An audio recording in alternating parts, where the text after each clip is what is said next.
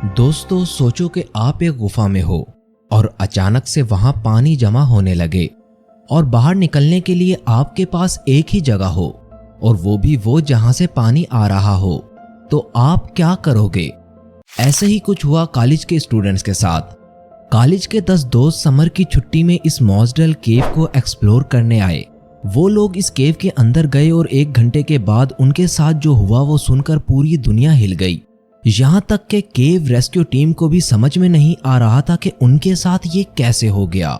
जब इस न्यूज को पूरे वर्ल्ड वाइड में चलाया गया तो इसको सुनकर लोगों के पसीने छूट गए और जो भी ये न्यूज सुन रहा था वो घबरा रहा था। तो आखिर इन लोगों के साथ ऐसा केव में क्या हुआ था? इसको जानने के लिए वीडियो को आखिर तक जरूर देखिएगा।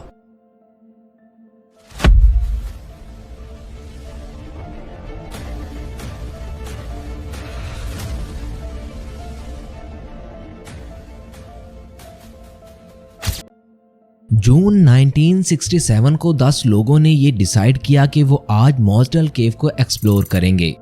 ये मॉसडल केव न्यूयॉर्क शहर में मौजूद एक खतरनाक केव है जो कि लगभग 10 किलोमीटर लंबी है और इसके अंदर बहुत सारे टेढ़े मेढ़े रास्ते हैं जिनको देखकर ही डर लगता है। ये 10 लोग 24 जून की दोपहर को ही वहां पहुंच जाते हैं। इनका मकसद होता है केव के अंदर एंजॉय करना और नए नए रास्तों की खोज निकालना। केव के पास पहुंचने के बाद ये 10 लोग 2 टीम बनाते हैं। पहली टीम में 4 लोग होते हैं और दूसरी टीम में 6 लोग। ये लोग अपना सारा सामान पहनकर केव के अंदर घुस जाते हैं। पहले कुछ घंटे ये लोग केव के अंदर फुल एंजॉय करते हैं, लेकिन थोड़ी दूर जाने के बाद इनके सामने बहुत छोटे छोटे रास्ते आ जाते हैं जहां से निकलना आसान नहीं था। इसीलिए उनके ग्रुप के 4 लोग आगे जाने से मना कर देते हैं क्योंकि उनका मानना था कि आगे खतरा हो सकता है। और शाम को 5 बजे ये लोग केव से बाहर निकल जाते हैं। अब जो होने वाला था वो सुनकर आपका दिल सहम उठेगा। केव से बाहर निकलने पर उनको पता लगता है कि बाहर मौसम बहुत ज्यादा खराब हो गया है और काफी तेज हवा चल रही है।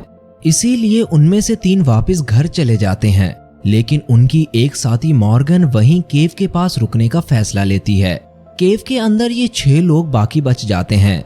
19 साल का बिल फ्रैकर, 23 साल का कॉलिन विकर, 26 साल का डेव एडमॉसन जो कि इस केव में कई बार आ चुका था, और डेव एडमॉसन ने इस केव को एक्सप्लोर करने का प्रोग्राम बनाया था। इनके अलावा 24 साल का जियोफ, 17 साल का माइकल और 21 साल का जॉन। ये लोग केव के अंदर आहिस्ता आहिस्ता घुसते चले जा रहे थे। अब शाम के 7 बज गए थे। तेज हवा तूफान में तब्दील हो गई थी और अब जो होने वाला था वो किसी ने भी नहीं सोचा था। तूफान के साथ साथ बहुत तेज बारिश भी होना शुरू हो गई। केव के बाहर खड़ी मॉर्गन बारिश को देखकर घबरा जाती है क्योंकि उसको पता था कि अब क्या हो सकता है। मॉर्गन जिस चीज से घबरा रही थी वही हुआ। तेज बारिश की वजह से बहुत सारा पानी केव के अंदर जा रहा था, लेकिन केव के अंदर इन 6 लोगों को जरा सा भी अंदाजा नहीं था कि बाहर क्या हो रहा है। कुछ देर के बाद ये 6 लोग केव के अंदर 4 मैराथन नामी जगह पर पहुंच गए, जहां सिर्फ अब तक 1 या 2 लोग ही पहुंच पाए थे। एक तरफ तो ये अपनी इस अचीवमेंट के लिए बहुत खुश थे और दूसरी तरफ उनकी मौत उनके पीछे ही खड़ी थी। अब केव के अंदर पानी इतना भर गया कि उनके मुंह तक पहुंच गया। डेव एडमॉसन जो कि इन सब का सीनियर था और उसके पास केव का सबसे ज्यादा एक्सपीरियंस भी था, उसने इन 5 से कहा कि ऐसी जगह ढूंढ लो जहां मुंह ऊपर करके खड़े हो सकें ताकि ऑक्सीजन मिलती रहे। केव के बाहर मॉर्गन को कुछ समझ नहीं आ रहा था कि अब वो क्या करे। उसने केव के थोड़ा अंदर जाकर ढूंढने की कोशिश करी, मगर वो इस टाइम तक केव के बहुत अंदर जा चुके थे। रात के 9 बज गए थे। पूरा केव एक झील बन गया था। मॉर्गन को पता था कि अब उसको किसी के पास जाकर ही मदद मांगनी पड़ेगी, इसलिए मॉर्गन 2 से 3 किलोमीटर दूर तेज बारिश में भागकर एक फार्म हाउस में पहुंचती है, जहां पर उसने रात के 11 बजे पुलिस और रेस्क्यू टीम को कॉल करी। जब रेस्क्यू टीम केव के पास पहुंची तो वहां का मंजर देखकर हैरान रह गई क्योंकि पूरे केव में पानी भर गया था और ये केव एक झील सी लग रही थी। इसलिए रेस्क्यू टीम को पता था कि ये काम उनकी पहुंच से बाहर है, इसलिए उन्होंने भी बहुत सारे रेस्क्यू टीम को कॉल कर दी। जैसे जैसे लोगों को इस हादसे के बारे में पता चल रहा था वो फौरन ही इस केव के पास पहुंच रहे थे और सारे ही वहां का मंजर देखकर घबरा रहे थे। अब जब इस केव के पास अच्छे खासे लोग इकट्ठा हो गए तो रेस्क्यू टीम के सामने अब ये सवाल खड़ा हो गया कि इतनी खतरनाक और कीचड़ वाले केव में कैसे जाया जाए। रात के वक्त केव की हालत बहुत ज्यादा खराब थी। फिर रेस्क्यू टीम ने रात के वक्त ही तेज बारिश में बहुत सारी गाड़ियां, ट्रैक्टर वगैरह मंगवा लिए थे।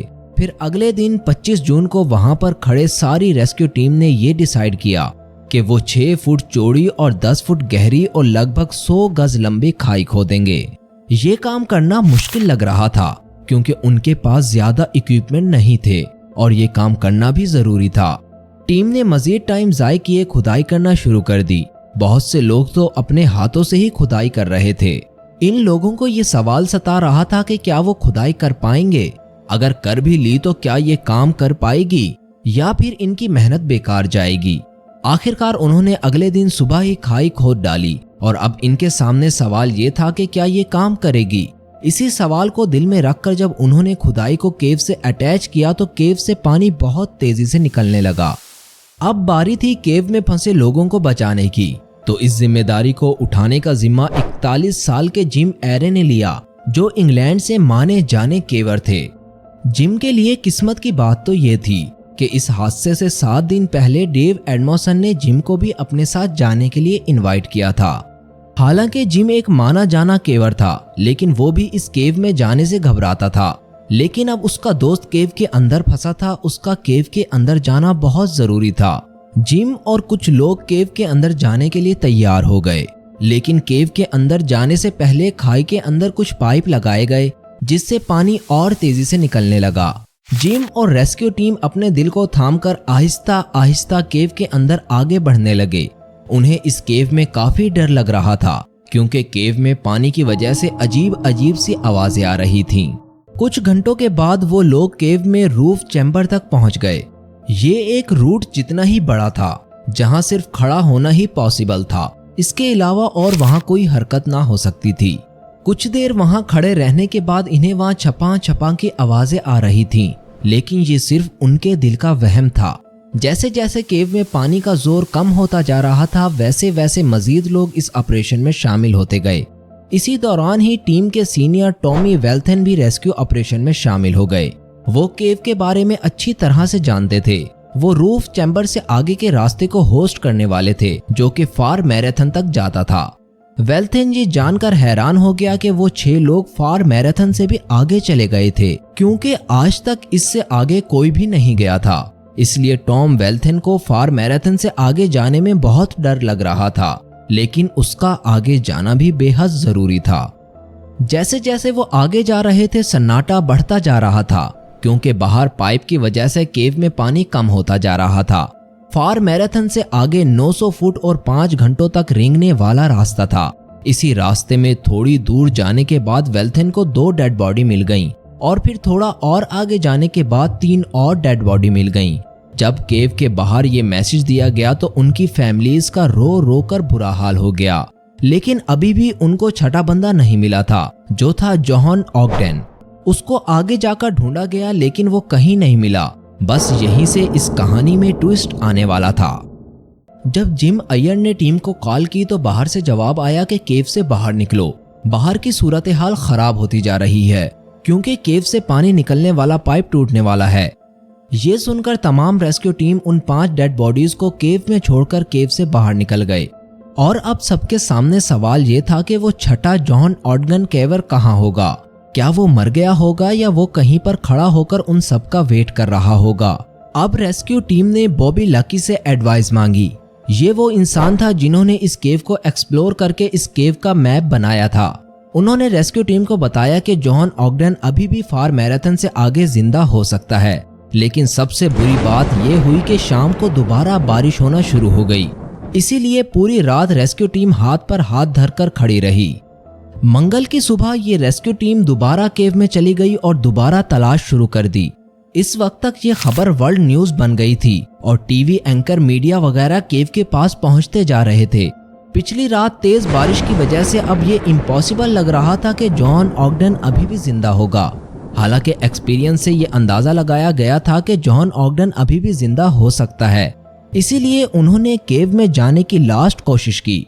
रेस्क्यू टीम ने 6 लोगों की एक टीम बनाई और वो फार मैराथन से आगे जाने के लिए निकल पड़े, लेकिन रास्ते में उन्हें एक रिंग और जूता मिला, जिससे इस बात का अंदाजा लगाया गया कि शायद जॉन अभी भी जिंदा होगा और वो इन निशानियों से उनको अपने पास बुला रहा है। लेकिन पूरे दिन केव के अंदर ढूंढने के बाद भी जॉन इन्हें कहीं भी नहीं मिला। केव का कोना कोना ढूंढने के बाद भी जॉन का नामो निशान तक नहीं मिला।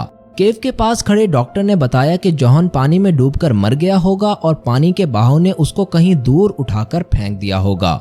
अब जॉन को ढूंढने का काम भी रिस्की होता जा रहा था, क्योंकि बाहर बहुत तेज बारिश हो रही थी और पानी सारा केव के अंदर जा रहा था, यहाँ तक कि उन 5 लाशों को ही केव से बाहर ले जाने के लिए इम्पॉसिबल हो गया था। इसीलिए रेस्क्यू टीम ने पुलिस, डॉक्टर और उन 6 बंदों की फैमिली से मशवरा करने के बाद उन 5 लाशों को वहीं छोड़कर केव से बाहर आ गए। इस वक्त केव के आसपास 300 से भी ज्यादा लोग इकट्ठा हो गए थे। सबके मशवरे से ये डिसाइड किया गया कि जॉन केव में ही मर गया होगा और इन 5 डेड बॉडीज को भी केव से निकालना इम्पॉसिबल है। इसीलिए उन 5 डेड बॉडीज को केव में ही रहने दिया और केव को हमेशा के लिए बंद कर दिया गया और केव के बाहर उन 6 लोगों का नाम लिखकर पत्थर का बोर्ड बना दिया गया। अब तक के लिए वीडियो में सिर्फ इतना ही। इसी तरह की मजीद इंसिडेंट सुनने के लिए हमारे चैनल को सब्सक्राइब कर लीजिएगा। शुक्रिया।